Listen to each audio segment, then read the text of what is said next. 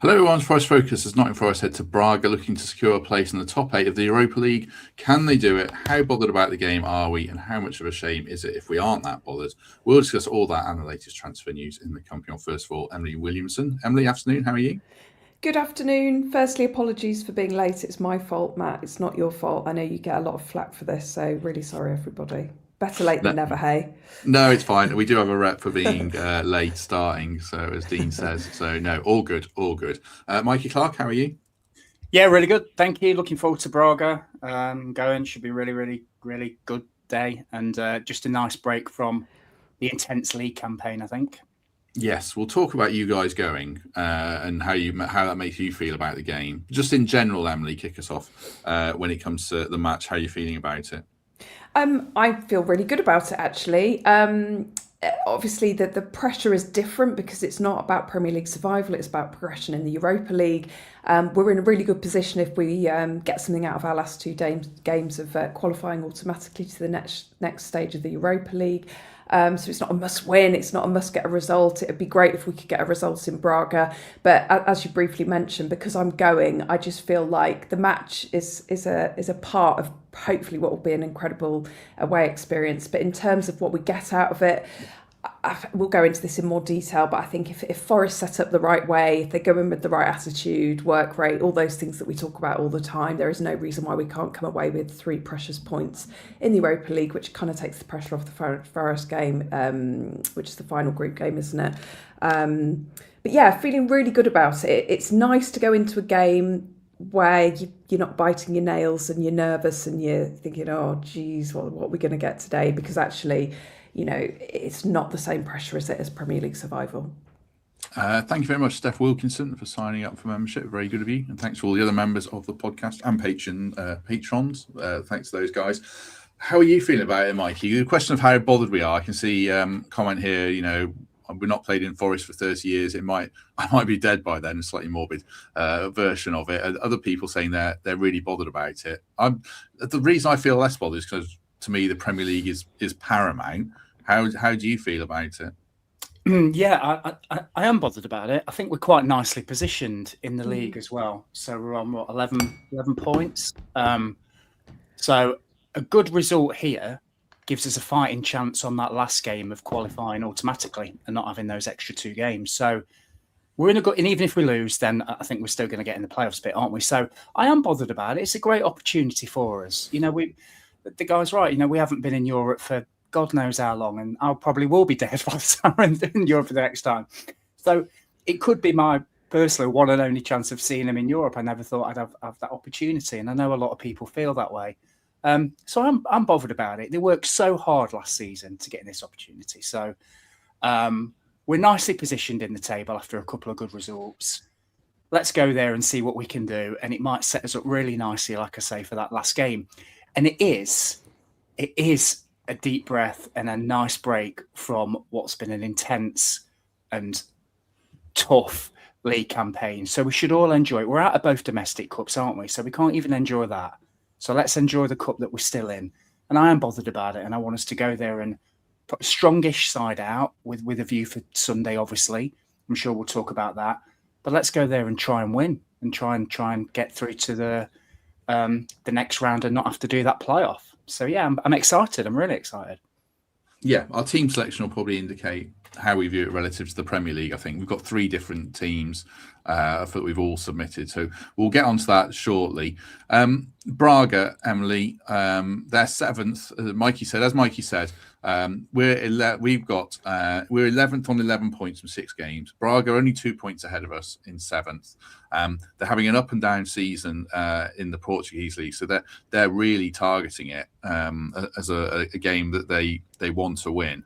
How do you view the challenge that they'll pose without knowing too much about them, obviously? Yeah, I mean, I have to be honest, I know very little about FC Braga and probably wouldn't from now on. It's only because we're playing them that I've had a little look at them. With all due respect to the Portuguese league, I think that we know who the top teams there are, Lisbon and Porto, who are up there near the top, aren't they? Braga, we should be beating a team that's fifth in their domestic. It's fifth, isn't it? They are in their domestic league. We should be beating them. I know you put on the group, Matt, that they like to play possession plays football, a bit like Man City, and I think that will totally play into our hands. We tend to do better against the sides that want to play that tippy-tappy possession based football.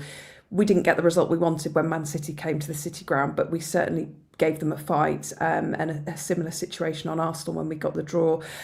So I feel like it is a game that we can win. It's not that we should win. It's not that we go in complacent. But I think that the Forest 11 that goes out there on Thursday night should be enough, I think, to beat Braga. But I'm not going to. There'll be no tears if we don't. That doesn't mean I'm not bothered. I'm completely bothered. I 100% want Forest to get 3 points as I do every single game that they play.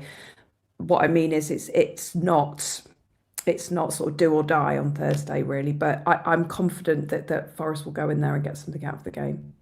There is a Braga opposition preview that I recorded this morning that I'll put out later. As Emily said, I referenced Man City because their manager is a chap called Carlos Vicens, sorry. And he was he worked in Man City's setup for 7 years. He was one of Pep's assistants for 4 years, and he took over Braga this year. So as Emily said, lots of football, lots of possession. João Moutinho, it seems like the pivot that runs everything that people will remember from his time at Wolves. He's 39 and going strong. Do you think, Mikey, that's something that suits us? As Emily said, we'll sit in. I don't know if we're quite as counter-attacking as people really say the way we're under Dyche, but low block and then take it from there it could be a good matchup for us, actually.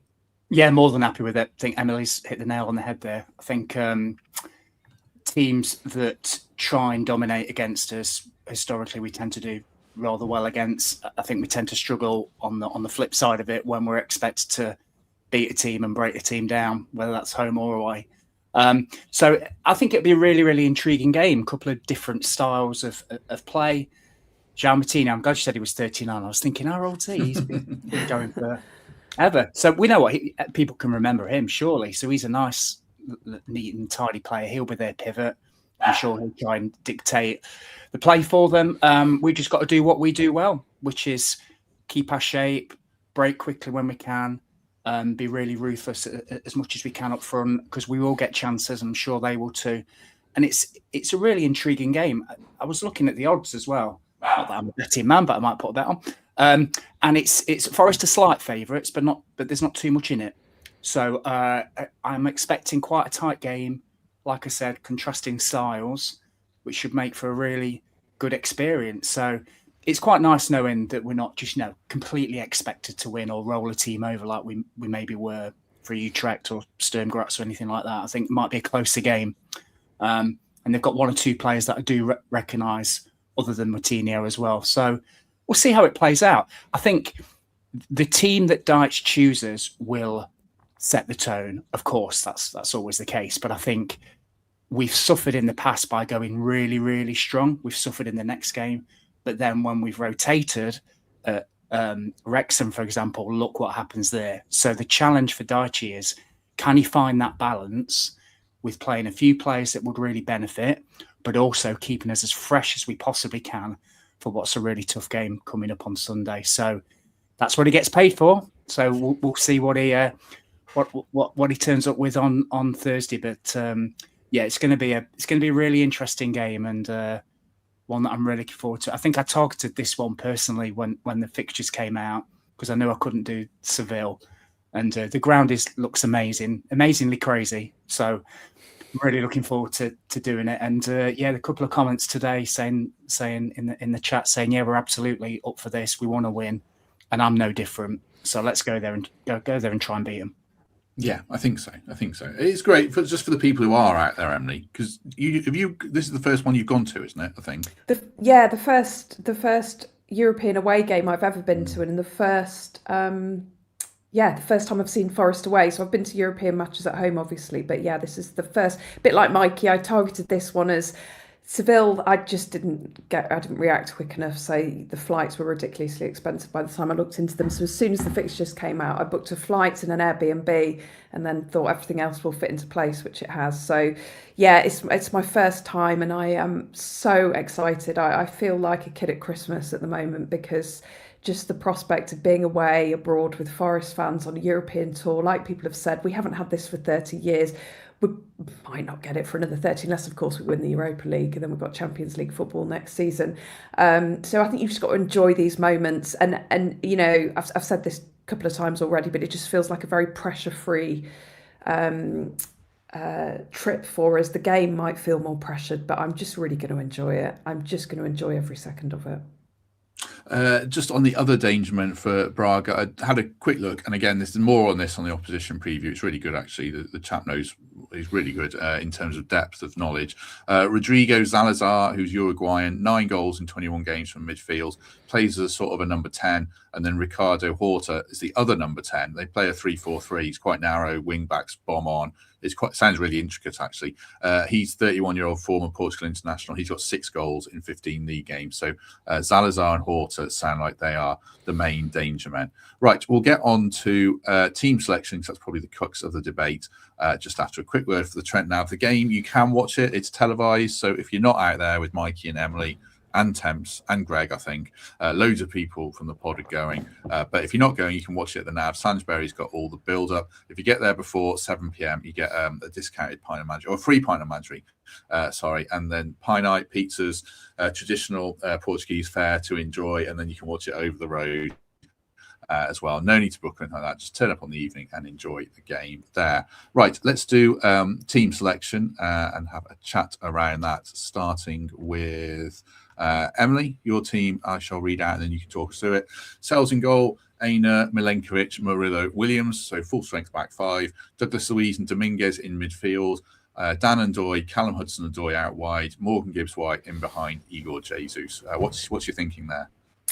My thinking is I didn't want to go all out with our strongest 11, because I think that then Forest, particularly with it being an away Europa game, will struggle for Brentford on Sunday. Equally, I didn't want us to do a full change, because clearly it doesn't work. And I think that the back 5, which obviously includes Sells, I don't want to break up at the moment, because we saw the fruits of that against Arsenal. They were resilient, they were strong.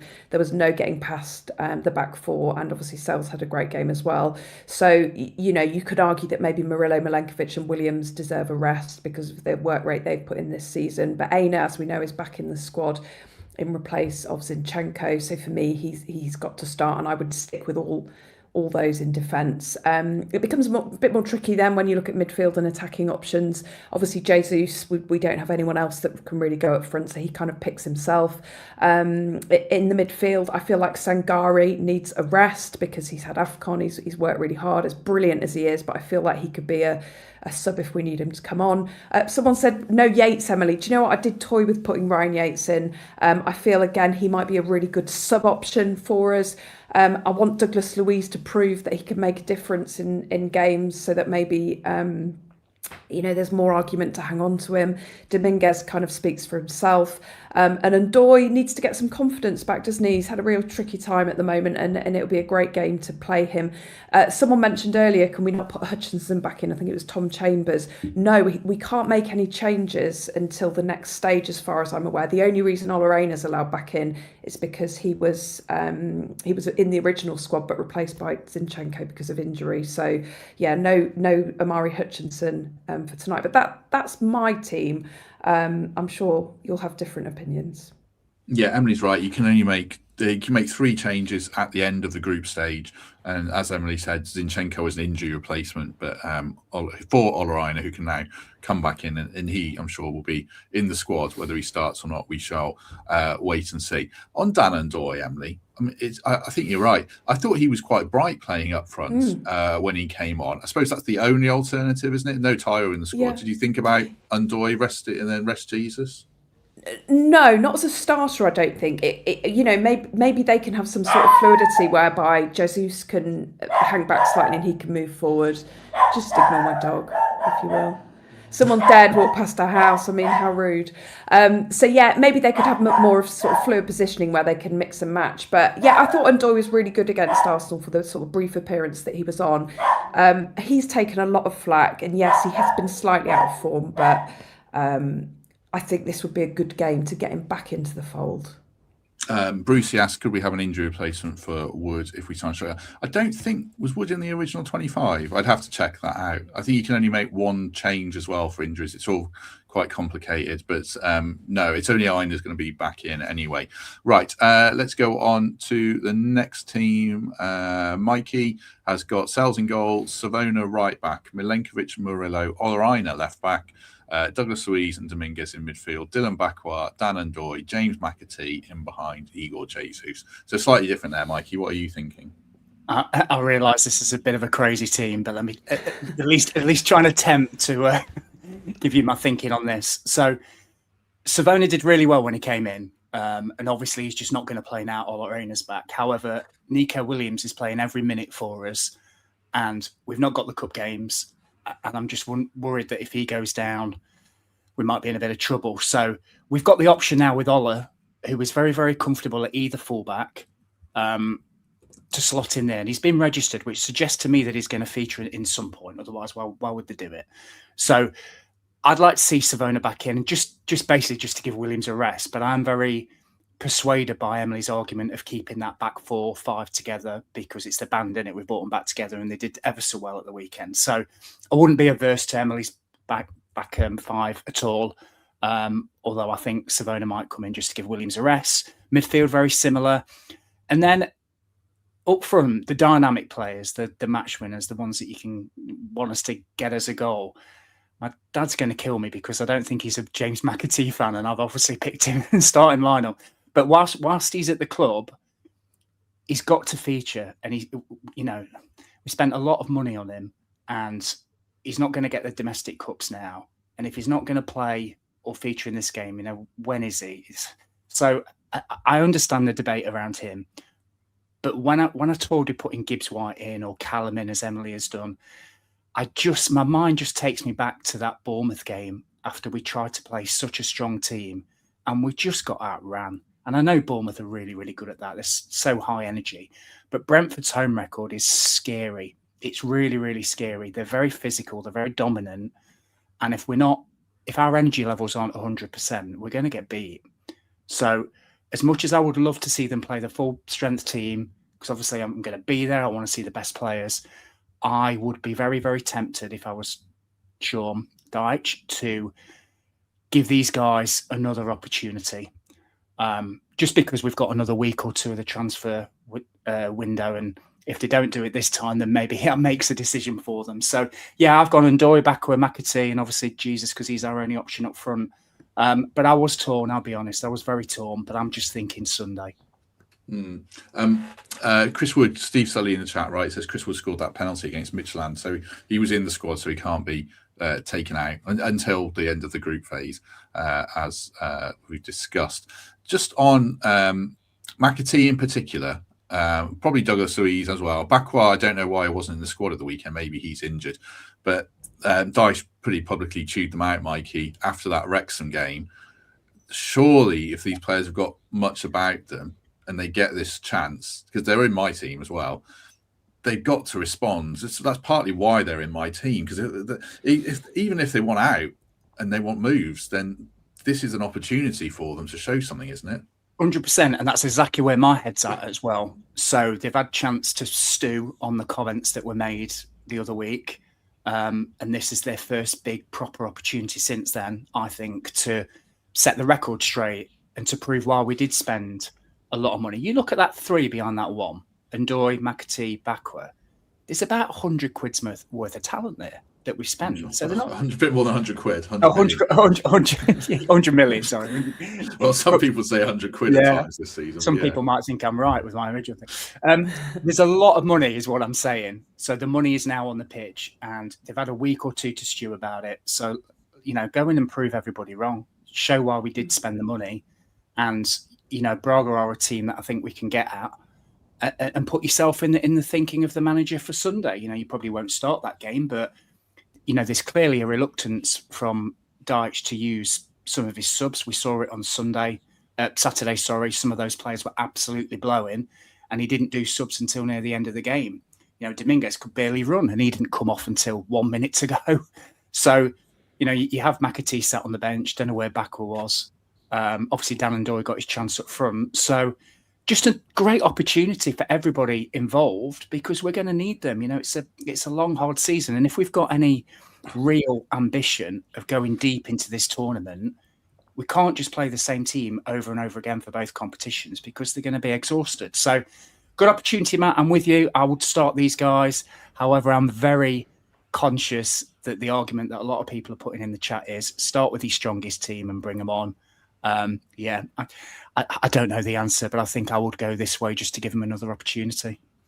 I don't even think he'd bring them on. That's partly why my team is... I'll put my team up, and we'll chat around it. Sales in goals, Savona right back, Milenkovic, Murillo, Williams. So still a strong defensive unit that we've seen a lot this season. Douglas Luiz and Ryan Yates in midfield. And then the same as Mikey, Bakwa, McAtee, Dan and Doy, Igor Jesus up front. And like Mikey, my thinking is very much based around the Brentford game. Their home record is the 4th best in the league. They've won 7 out of 11 games at home, plus 13 goal difference. They're a physical side. They're an athletic side.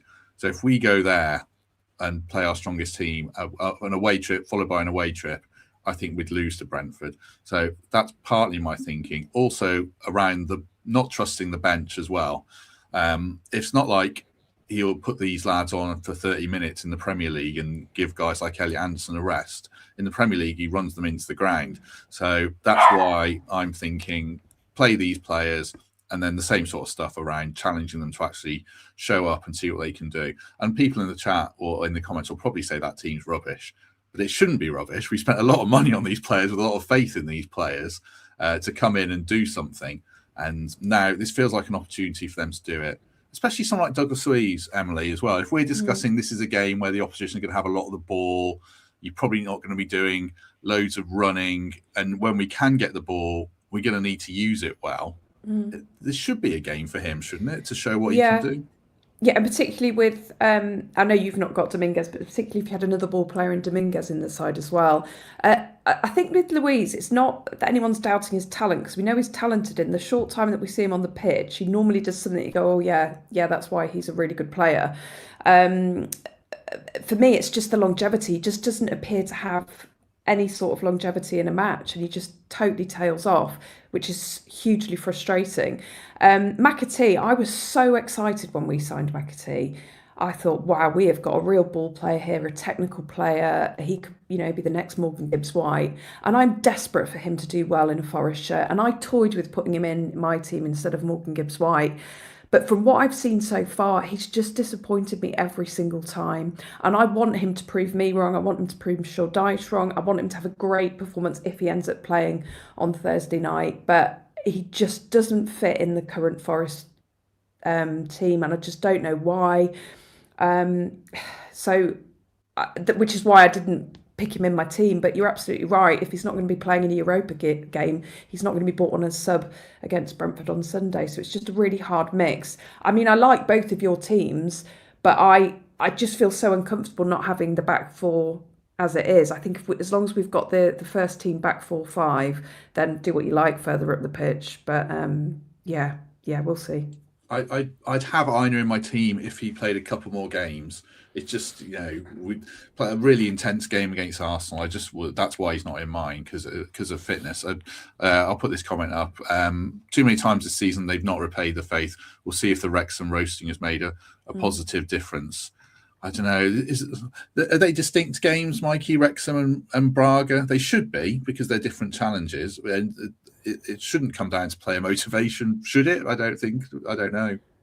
It shouldn't really, but I think that comment is spot on. If it was me, my boss was questioning me on my effort, essentially, and my mentality for doing my job, I'd want to prove them wrong, and I'd want to go on. And this is a great opportunity to do that. So I can't imagine. You don't get to the level of professionalism to be this professional footballer without having some setbacks and without having some resilience.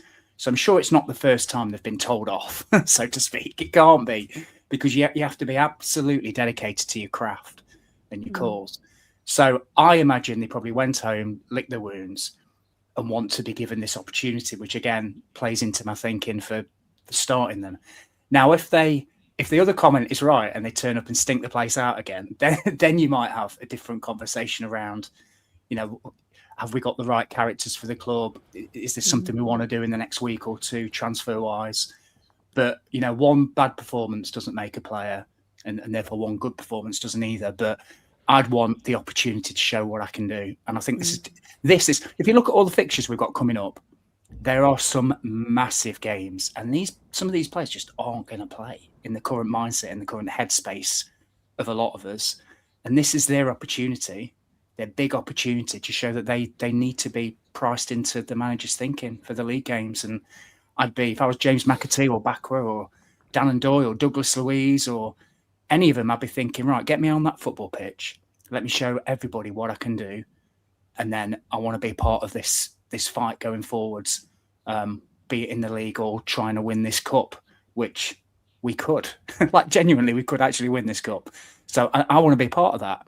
So, yeah, good opportunity for them, Matt. That's the way I'd be looking at it. And like I said, these are professional guys. They'll brush it off and they'll want to prove everybody wrong. Yeah, I think so. And also, like the French league and the Italian league, I don't know how close they are to Portuguese league stylistically, but it might be more akin to Bakwa and Doy than Premier League football. And it might suit McAtee's style from the Man City tippy-tappy stuff as well. So let's see how it goes. Daniel in the chat says about give Jesus a play Tyro. We can't. Tyro's not in the squad. Unfortunately, so that's why Igor Jesus has got to play. Also, Igor Jesus needs to avoid a booking, otherwise he's going to get a ban. And then we probably do have real problems up front for Ferencvaros. So that's something to bear in mind as well. Right, Emily, anything you want to add on this game before we move on? No, I don't think so. The only thing I was going to say is that, Mikey, you were talking sort of then about how players want to prove something that they do. But as you were speaking, I was thinking, I wonder if it doesn't help when the team's completely changed. So maybe a McAtee might play better, for example, if he's with some of the first 11. So maybe if there is a real blend on Thursday night, that might help McAtee. We'll see. I just, like you said, I find it really hard to believe that these professional footballers aren't giving it all. But I guess we'll see. I really hope they prove me wrong. Yeah, if he played a game with Elliot Anderson or something. I mean, he played against Sunderland, I think, didn't he? That was his only Premier League game. But it sounds like we're making excuses. But mix and match European teams aren't ideal for these players to come in. But then you should have enough to beat Sturm Graz and teams like that without going back, and Midtjylland and Malmo. So, yeah, difficult balance as always. Right, let's talk transfers just briefly before we go. Not much going on. Cuiabano played for the B team last night. He had a really good win against PSG under-21s. I think he made a goal. So he played that one. He looks like he might be going on loan to Vasco da Gama. They want to sign him. There was talk of Olympiacos, but they need to move someone out to make room for him. But it looks like he's moving on. Just briefly on him, Mikey, we do need a left back. Zinchenko's going to Ajax. Should we give Cuiabano a go, or does it sound like he's probably not up to the level to you?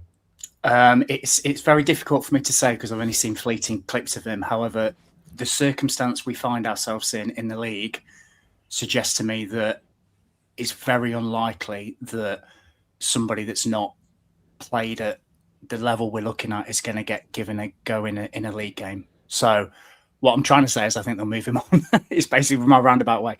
I also found it was really interesting that I think Zach Abbott played last night as well, didn't he? So he did, yeah. That's interesting because I'm not saying he won't be part of Thursday's squad, but he's not going to start, is he then? That probably tells you a lot, doesn't it? So Emily might be right. They might go with a really strong back four, and knowing that, have put Zach in there. So no, I think Cuiabano, however you pronounce it, I think he'll probably move on. I'm not saying he's not a good player. I'm sure he is, but if we were mid-table and we could experiment a little bit, then maybe. But I just don't think they're going to take any chances, and I don't think he'll feature this year. Maybe one for pre-season next year, maybe. Possibly. Chesterfield, book it in. Chesterfield away. That's the one. Lorenzo Lucca is probably the other bit of news of note. It sounds like today is the day he's going to decide if he wants to come here or stay in Italy. Pisa, his former club, pushing to sign him. I don't know. If he's not desperate to play, Emily, would you move on, or is this just part of transfers? Like I remember Douglas Luiz stalled for a long time before coming. Is this just part of the game, or do you only want players who are like, yes, please, get me over? In an ideal world, I only want players that say yes, please. Forest are amazing, and kiss the badge. No, I'm only joking. This is the way transfer business works, isn't it? I have seen very little of Lorenzo Lucca. What I know about him is he's absolutely massive. So definitely a Sean Dyche signing. I've seen the YouTube highlights, which always look good, don't they?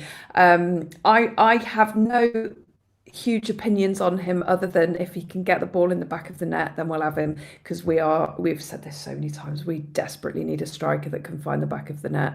I'd like to think that Forest in the Premier League is more of a pull than Pisa, but maybe he likes life in Italy, we'll see. But what a great opportunity for him if he did want to come over on loan for the rest of the season, prove what he can do, and then you never know. No one was excited to see Chris Wood come to Forest, and that worked out quite well. Very true, very true. Our honeymoon was in Pisa, and it's lovely. Sorry, Nottingham. It's slightly better than Nottingham, but and then more the football club. Yeah, bigger football club. I think they've got a tiny ground as well, and obviously it's a better league. So I would hope he'd want to come here.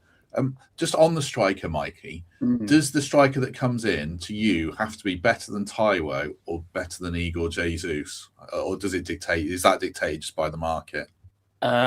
Good question. Certainly better than Taiwo, because we need a that's no offense, Taiwo. We do need a serious option from the bench, and maybe it's all about profiles for me. So I was joking off camera, teammate. He's 6'7", so we're obviously going to play tippy tappy, intricate football, aren't we? Not so. They're obviously looking for that physical presence, and I've just had a quick look as well. As nice as Pisa is, I'm sure it is. They are second bottom of the Italian league. So does he fancy a relegation fight here, or does he fancy a relegation fight in Italy? Is the question. So yeah, for me, it's a loan deal with a potential option sounds sensible, because if it doesn't work, you don't necessarily have to take that option up. So we look at Douglas Luiz, for example, as a thing there, and we've done that in the past, haven't we, with a few strikers and just not taking up the option. He's certainly a physical presence. And let's be honest, we cross it a hell of a lot now, don't we? So if we're going to keep doing that, then they've got rid of a striker who's 5'4" or whatever he was, and they're getting in somebody that's 6'7". You don't need to be Einstein to figure out, what they're looking to do up front. So yeah, let's see what happens. But I'm kind of with Emily. I know you joked, Em, but I want people that want to be here and want to have a scrap for the badge, and I don't want anybody coming over just to sort of piss it off, for want of a better phrase, or not to give everything, because we can't. I talked about Cuiabano. We can't take any chances. We can't carry any players now. We have to have 16, 17 of them absolutely scrapping to get us over the line. I do quite like the look of him, though. I mean, he's going to ruffle a few feathers, isn't he? So we'll see. If we get him over the line, I think it'll be quite an interesting one. And 20 minutes to go, 0-0 at home, you bring that monster on, everyone's going to go, bloody hell, we know what's coming. So that certainly gives us an option. So let's see what happens with it. Yeah, I'm going to record a scouting report with an Italian football expert straight after this. So I'll put that out this afternoon on Lucca, on Fratesi, and on a left back we've been linked with as well, from Miguel Oliveira, I think his name is, from Napoli. So yeah, we'll have that. In the chat, it says we should go all out for Tammy Abraham. I think he really just wants to sign for Aston Villa by the look of it. Ollie Watkins looked absolutely terrible on Sunday for them. So I think he'd get games there as well. Not all of them, obviously, but I suspect he'll end up there. Right, just wrapping things up from me then. Forest have announced that England women are playing a qualifier at the City Ground, World Cup qualifier against Iceland, Saturday the 7th of March, 12:30 kickoff, so not a night game. So if you want to take the kids down, adults from 15 quid, kids from 5 quid. So it should be a good one to go to. On the women's theme, commiserations to Forest women who went out of the FA Cup at the weekend to Brighton, 2-0. Brighton are a WSL team. So no disgrace in that, playing in the league above. Emily, any final thoughts, anything you want to add before we go? I don't think so. Just if you are heading to Braga, I'm flying out tomorrow morning. Myself and my football buddy Emma will be in and around Braga from tomorrow through until Friday. So come and say hello, have a pint, and enjoy the Portuguese, I was going to say sunshine, but I think it'll be the Portuguese rain. Enjoy the Portuguese rain with me. I am so excited, I cannot tell you. Once I've finished on here, I'm going to go and start packing. So yeah, really excited. And if you're there, come and say hello and have a great time. And if you're not there, go to the Trent Nav And if you can't get there, watch it on the telly. So yeah, it should be good. I'm excited. Go there, enjoy the Portuguese 12 degrees C and 90% chance of rain at kickoff. It's the weather forecast. Beautiful. It's what you want. I hope it's not open air. I think it's one side is. Well, I've looked at the. I'm sure you've all looked at pictures of the stadium. There are two stands on either side, and then the ends look like they're just two mounds. So I mean, it's going to be interesting. I've never been anywhere like that. I guess the ricketiest stand I've ever sat in is, I think, Gresty Road. Is that where Crew play? That was probably the worst one I've been in. But yeah, I'm actually looking forward to it. It will be an experience. And apparently, Mikey, there are nearly 100 steps or something ridiculous to get up to the ground. So make sure you've got your walking boots on. It looks an amazing ground. If I hadn't gone to Seville, I would have gone to that one, definitely. It looks like it'll be a great experience. Mikey, anything you want to add? Yeah, I used to go to university in Crewe, so I used to go watch him at Gresty Road. I thought you said university in Braga then. That young Daly Adebola played up front for him. That shows you how old I am. So yeah, just two quick things for me, guys. Obviously, same as Emily, really looking forward to Thursday. We fly, me and Lynn's, out on Thursday morning from East Midlands, so we should be in Braga sort of early afternoon. So that'll be amazing. Really looking forward to that. Just one thing I've got to plug really quickly, and it's kind of linked to this parish a little bit. So if anybody's free on Saturday, February the 28th, and they like cricket, there is a night with Luke Fletcher and Samit Patel, and it's hosted by Temps, the brand from this podcast. That's at Ravenshead Village Hall, just near me up the road. It's only 15 quid. So if you like cricket and you're free at the end of February, come along. I'll post the link on my Twitter. I'm sure Temps will talk about it, but I'm doing him a favour by kicking it off. Yeah, not very good branding from Temps if he's not promoting his own events. So well done to Mikey, certainly. Right. Thanks very much for everyone who's joined us. 320 people with us for quite a chilled out one day. Do hit like before you go. Do consider membership or Patreon, or a lovely 5-star review on Apple or Spotify. It would be great. As mentioned, I'll do a mini scouting report on these Italian lads that I'll put out this afternoon. There's also an opposition preview that I'll put out tomorrow. And there's a main podcast with Matt Ford, and we talk about Sean Dyche a lot, and I'm sure that'll provoke a lot of opinion before the Braga game. And then a Braga post-match show with Mark and Sam Collins. So lots of stuff coming up. Thank you to Emily. Thank you to Mikey. And if we don't see you tomorrow, we shall see you soon.